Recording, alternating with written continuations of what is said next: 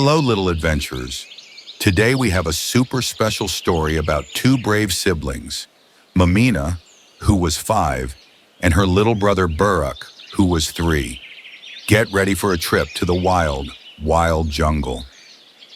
One sunny morning, Momina and Burrak went on an exciting trip to the jungle with their mama and baba. The trees were so tall they tickled the sky, and colorful birds sang hello from every branch. Wow, Baba! Look at that big stripy butterfly! Birdie! Birdie! Mom and Baba found a lovely spot for a picnic. While they set out yummy sandwiches and juicy apples, Momina and Burrak started to play. They chased giggling butterflies and played hide-and-seek behind colorful flowers. You can't catch me! Laughed Momina, running deeper into the trees. Me too! Me too! Toddling after her. They were having so much fun, they didn't realize they had wandered quite far from their picnic spot. Suddenly, Momina stopped. Shh, Burrak, she whispered.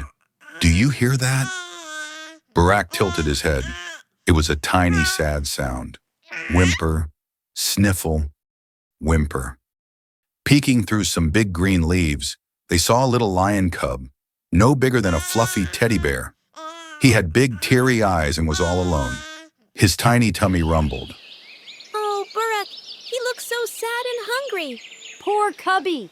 Momina remembered the banana in her pocket, and Burrak had a little juice box. Here you go, little one. They gently offered their snacks to the cub. The cub sniffed, then gobbled up the banana and lapped up the juice. He even licked Momina's hand with his tiny, rough tongue, which made her giggle. Suddenly, Momina looked up. The sky was turning orange and purple. Oh no, Burrak, it's getting late. We need to find Mama and Baba. They turned to go, but then they heard a little pitter-patter of paws behind them. The lion cub was following them, nudging Burrak's leg gently. Cubby, come! I think he wants to come with us. Mom and Baba were so happy to see Momina and Burrak, but then their eyes grew wide. A lion cub? Oh my, where did you find him? Momina and Burrak explained how they found the cub, all alone and sad. Please, Mama, Baba, can he stay with us? Just for a little while? He has no one. Please! Mom and Baba looked at each other. They knew a lion cub wasn't exactly a house pet, but seeing the kindness in their children's eyes and the hopeful look from the little cub, they sighed. All right, but only if he behaves, and we have to think about what's best for him in the long run. So the little cub, who they named Leo, came home with them. Time zoomed by, and Leo grew from a tiny furball into a young, playful lion. He'd chase balls with Burrak in the garden and purr like a giant kitty when Momina scratched behind his ears. He was their best, furry friend. But Leo was still a wild animal. He was gentle with Momina and Burrak, but he'd sometimes let out a big roar that scared the mailman, or playfully pounce a little too hard on the garden gnomes. One day, Mama and Baba sat Momina and Burrak down. My darlings, Leo is a wonderful friend, but he's a lion. The jungle is his real home, where he can run free and be with other lions. It's the best place for him. Momina and Burrak's hearts felt heavy.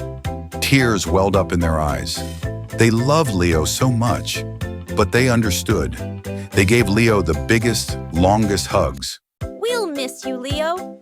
Be a good lion. Bye-bye, Leo. With heavy hearts, they watched Leo bound into the jungle, looking back once with his big golden eyes before disappearing into the trees.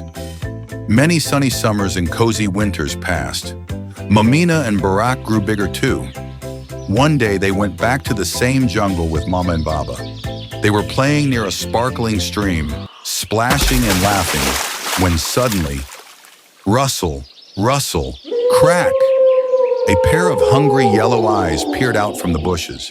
A big gray wolf with sharp teeth crept out, its eyes fixed on little Burrak. Burrak! Look out! Burrak stumbled and fell. The wolf snarled and got closer, ready to pounce. Momina covered her eyes, terrified. But then, roar! A sound like thunder echoed through the jungle. Whoosh!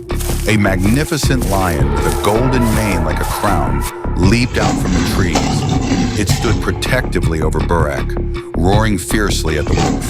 The wolf, seeing the huge, powerful lion, shivered with fear, yelped, and ran away as fast as its legs could carry it, its tail tucked between its legs. Momina rushed to Burrak. "Are you okay?" she cried.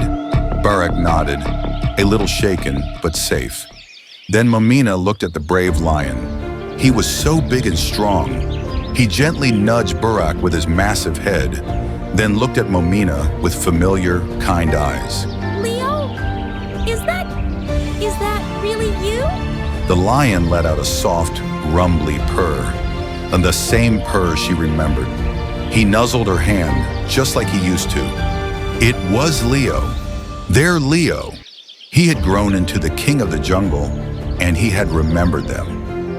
Tears of joy streamed down Momina's and Burrak's faces as they hugged their giant, furry friend. Mama and Baba watched, their hearts full of wonder. They spent a little while with Leo, sharing happy memories. Then it was time for Leo to return to his jungle life, and for Momina and Burrak to go home. They knew they would always be connected. You see, children, because you were kind and helped Leo when he was small and in trouble, he remembered your kindness. And today, he helped you when you were in trouble. That's how the world works. When you put good out into the world, good often comes back to you. It's like a boomerang of kindness. And Momina and Burrak never forgot their brave friend Leo, or the wonderful lesson they learned in the jungle. If you help someone in their difficult time, nature and good friends will often find a way to help you in yours. It's the magic of kindness, or as some people call it, karma.